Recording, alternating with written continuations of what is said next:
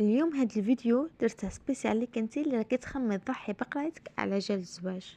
ارواحي حبيبتي، روحي نعطيك ليكسبيريونس تاعي على شكل نصائح، ومورا هاد الفيديو روحي عاودي راجعي حساباتك. على بالي انه اغلب البنات اللي ضحوا بقرايتهم وبمستقبلهم المهني ماشي على خاطر الزواج التقليدي بيان سور، اغلبهم على جال الزواج عن حب. إلا إذا كان عندها مشاكل عائلية ممكن تسمح في كلش وبما فيها القراية وتلجأ للزواج التقليدي. كاين بزاف بنات عندهم معتقدات خاطئة وخاطئة جدا على الزواج، خصوصا هدوك البنات أصحاب 18 و 19 سنة. ومن بين هذه المعتقدات أنه راح تعيش الحياة الوردية مع فارس الأحلام، وكأنه يملك العصا السحرية ولا حتى المصباح السحري. والعيشة اللي ما قدرش الأب يوفرها لها راح يجي الزوج العزيز الغالي ويعيشها لها، وتعيش كيما لا برنسيس في دارها، واللي بغاتها راها عند رجليها. رواحي حنانتي رواحي.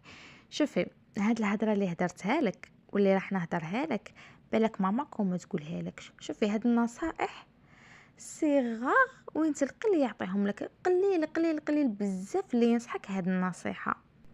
انتي نهار اللي تروحي لماماك وتقولي لها يا ماما فلان راه جاي يخطبني، بطبيعة الحال راح تسقسيك تعرفيه؟ وين عارفه؟ باغياته؟ وين راني باغياته؟ وقرايتك كيفاش؟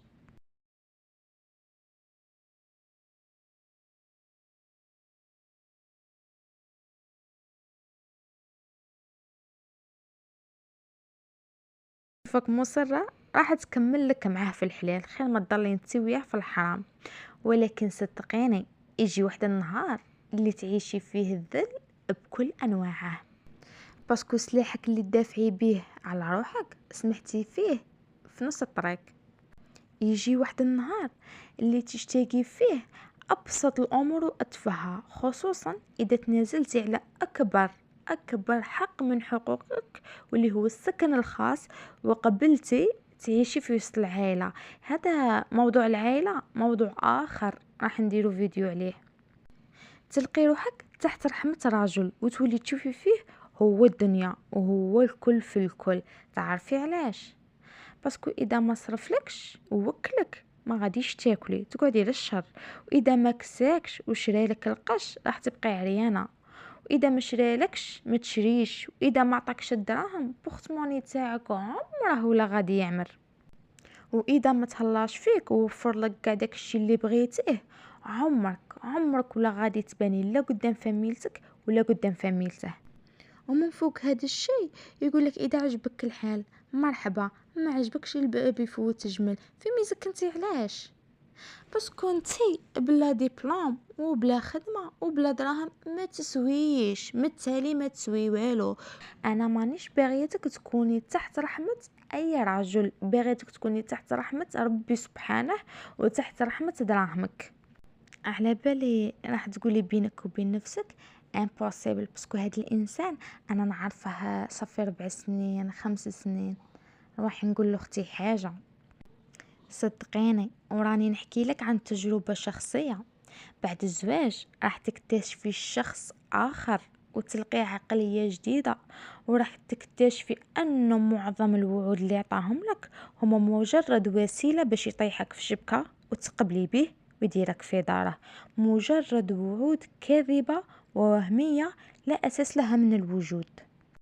والله العظيم وما قريتي وتعبتي وطحتي ونطتي وجبتي ديبلومك وخدمتي واكديلي مهمتي على الخدمة ودرتي مصروفك في جيبك، ونعاود نحلف لك والله العظيم هي هذيك الحياة اللي راكي متمنيتها لا عاودتي شفتيها حتى في منامك.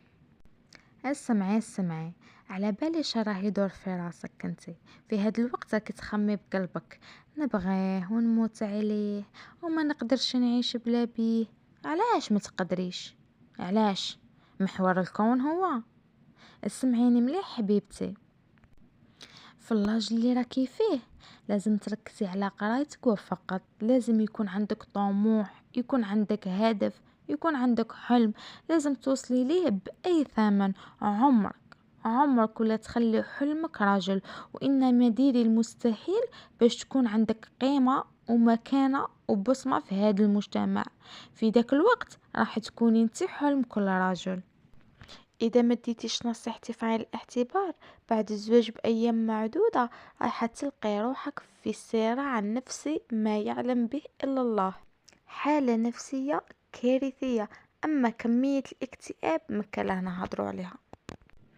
الهضرة اللي هدرتها في هذا الفيديو هي واقع راه يعيش فيه بزاف بنات. نتمنى هدرتي تكون ذات تأثير عليك، ونتمنى تكون هزت فيك ولو شعرة، ونتمنى تكوني راجعتي حساباتك بعد هذا الفيديو. سلام.